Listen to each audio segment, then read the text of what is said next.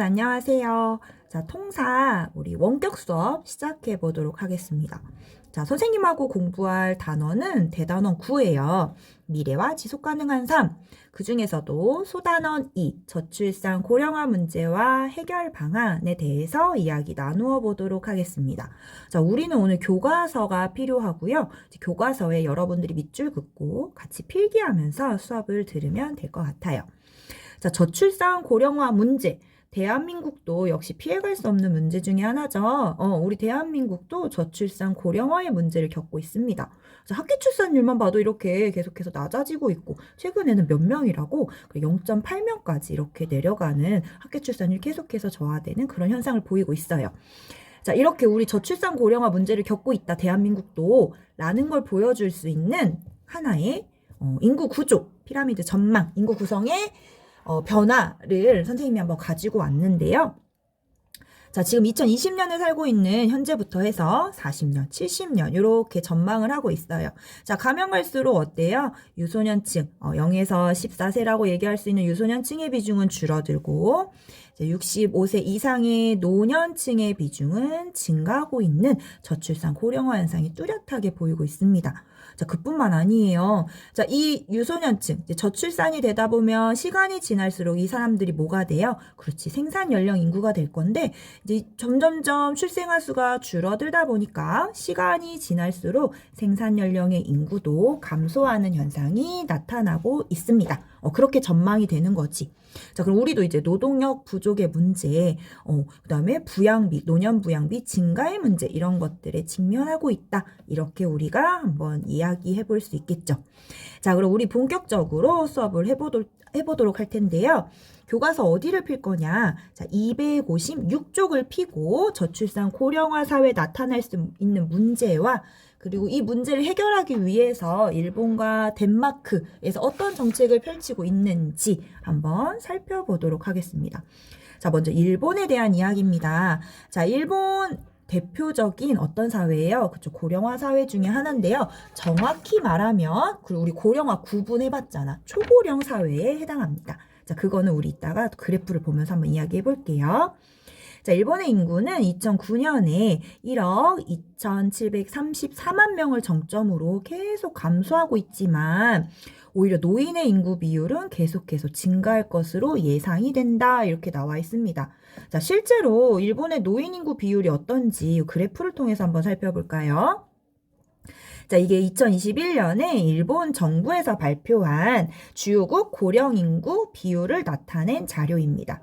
자, 세계 65세 이상의 인구 비율은 9.6%라고 나와 있는데요. 지금 여기 나와 있는 나라들은 일단 기본적으로 어때? 전체 인구에서 65세 이상의 인구 비율이 세계 평균보다, 세계 인구 비율보다는 훨씬 다 높게 나타나고 있죠. 자, 일본 볼게요.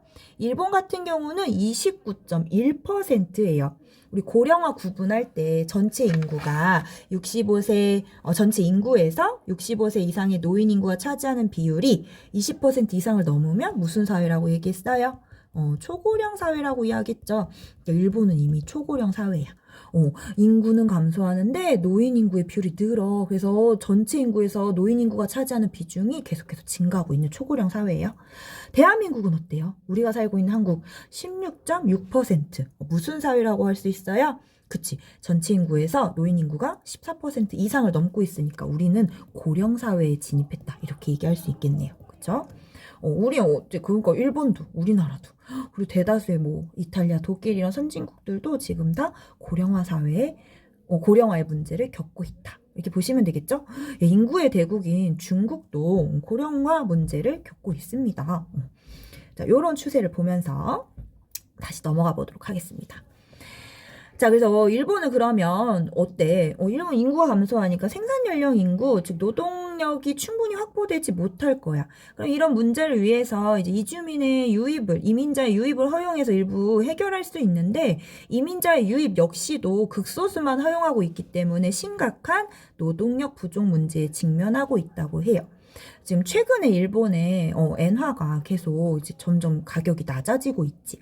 엔저 현상으로 인해서 엔화 가격이 점점점 낮아지니까 이제 일본 가서 일하려는 사람들이 더 없어진다는 거야. 그래서 일본이 매력적인 노동시장이 아니래.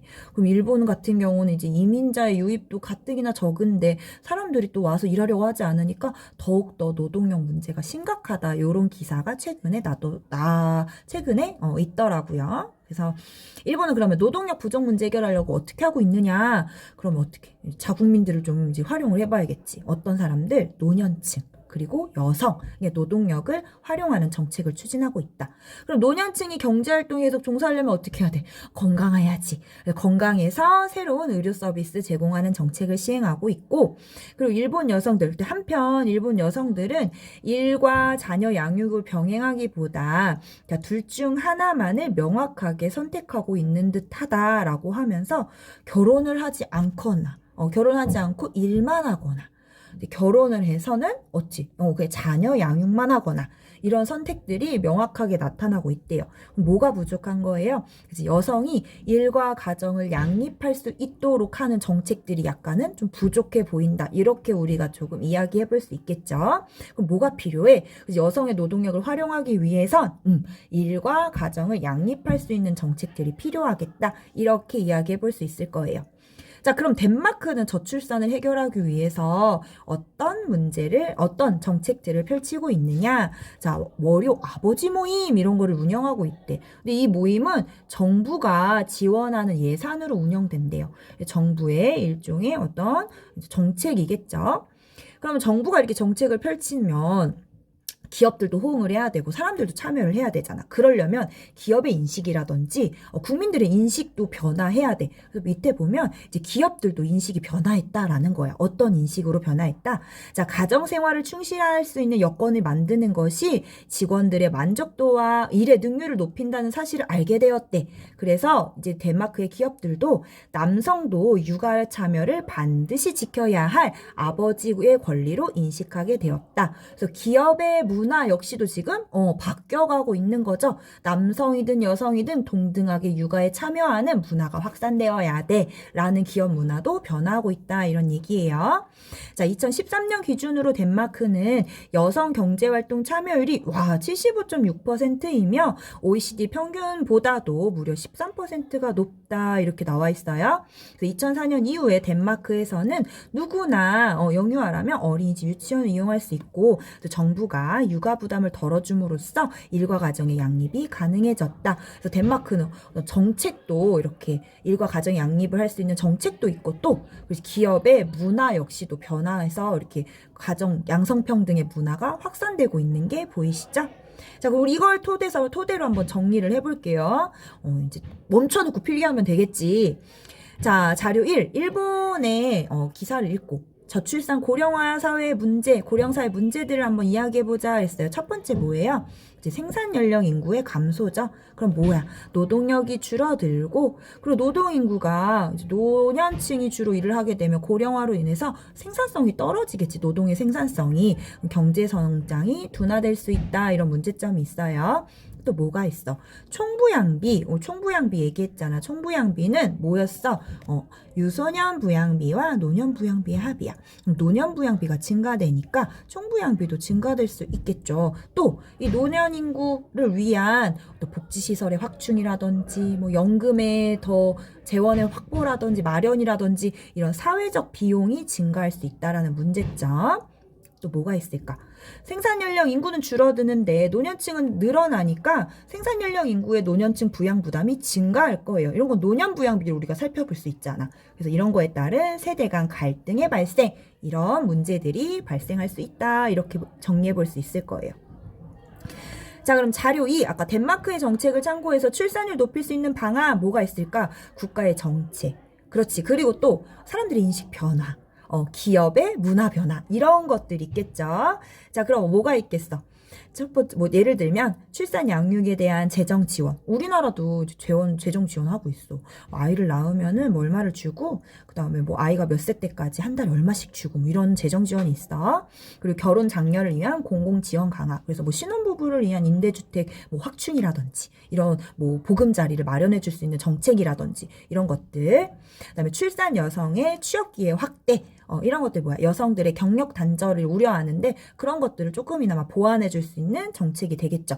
또 어떤 그래서 사회적 분위기, 문화, 가족 친화적인 사회적 분위기 조성 및 양성평등 사회 지향 이런 것들이 출산율을 높일 수 있는 정책이 될 수 있다. 대책이 될 수 있다라고 정리해 볼 수 있겠습니다.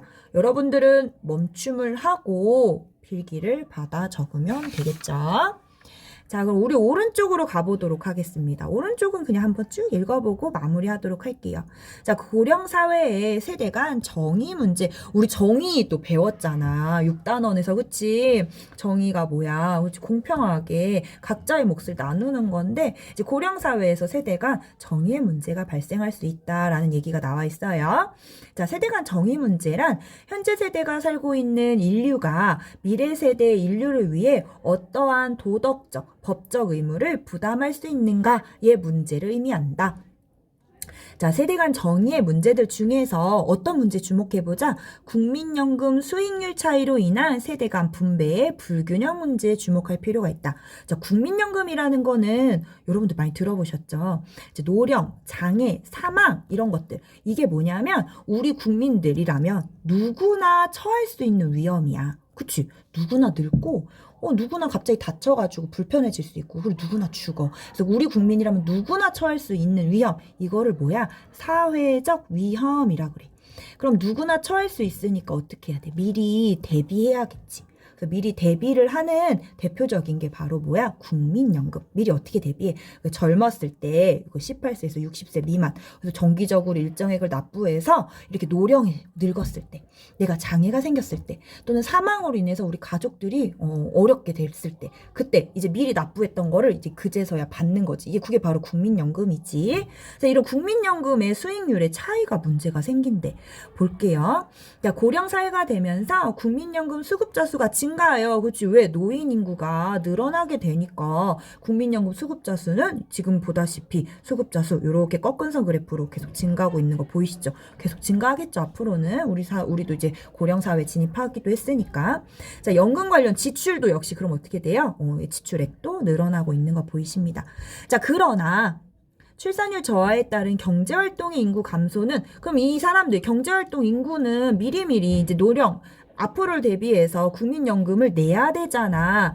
자, 감소로 경제활동의 인구의 감소로 근데 내야 되는 사람들이 부족해져 국민연금 지출을 충당할 수 있는 재원은 부족해진다. 그럼 어떻게? 재원이 부족하니까 나중에 이 젊은 사람들이 나중에 국민연금을 받을 때의 수익률이 축소되는 거지. 자, 이게 헌법상 평등 원칙에 반하는 것이라고 주장할 수 있는지 이를 근거로 현재 노인 세대에게 지급되는 국민연금의 지출액을 축소하라고 요구할 수 있는지 이런 정의의 문제가 요구된다. 정의의 문제가 제기될 수 있다. 이런 얘기죠. 이게 뭐야? 바로 국민연금을 둘러싼 세대 간의 갈등 문제가 발생할 수 있는 거지. 일종의 그 복지 비용을 가지고 이제 청장년층과 노년 인구의 갈등이 발생할 수 있는 거죠. 이뿐만이 아니에요. 자, 정년이 연장되면서 청년들의 일자리를 뺏는 것이 아니냐, 일자리를 둘러싸고 또 세대 간의 갈등이 발생할 수도 있다. 이런 이야기가 나와 있습니다. 자, 그래서 임금 피크제라는 거를 실시해. 이게 뭔 얘기냐면 정년이 연장이 되면서 거기에 따라서 점점점 임금도 올라가. 그럼 정년이 연장되니까 청년의 일자리를 뺏겨. 그래서 어떻게 하느냐? 정년을 보장해주는 대신에 일정한 이제 나이가 되면은 임금을 점점점 삭감합니다. 그래서 임금을 줄여서 그 임금을 어디다 줘? 청년들을 고용해서 청년들한테 이렇게 주는 거야. 그게 바로 임금 피크제거든요. 자, 그래서 청년들의 임금을 보장해주고 청년들의 일자리를 보장하자라는 취지로 이제 임금 피크제가 만들어졌는데 이 임금 피크제가 과연 청년들의 일자리 문제를 해결할 수 있느냐? 이제 여기 보면은 찬성과 반대가 나와 있어. 요것만 한번 읽어볼게요.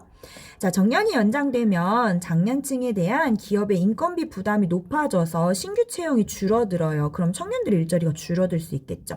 자, 이에 대한 대책으로 나온 것이 일정 나이부터 임금액을 줄이는 임금 피크제입니다. 그럼 기업은 장년층에 대한 인건비의 부담이 줄어드니까 그 비용으로 뭐를 하더라? 신규 채용을 늘려서 청년들의 일자리를 늘리더라. 그 얘기야. 그래서 장년층의 임금을 절약하여 청년의 일자리를 만들 수 있기 때문에 임금 피크 피크제 찬성입니다. 라는 찬성의 입장이고요. 자, 반대 나와요. 반대 뭐라고 얘기냐 볼게. 장년층의 노동시장 장기 체류와 청년 실업은 무관합니다.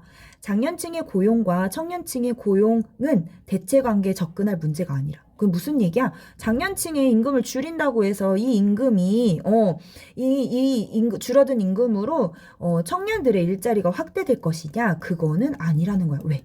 자, 그 이유는 청년층이 비교 우위에 있는 직종과 장년층이 비교 우위에 있는 직종이 다르기 때문입니다. 비교 우위 배웠지? 그치?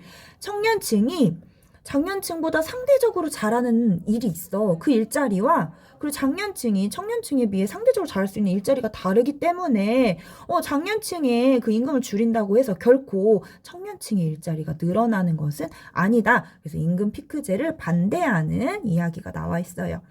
자, 그런 얘기 여기 나와 있고, 자, 그럼 우리 한번 또 보자. 3번 보면은 문제, 자료 3에 나타난 문제 외에 고령사회 세대 간 발생할 수 있는 갈등 뭐가 있을까?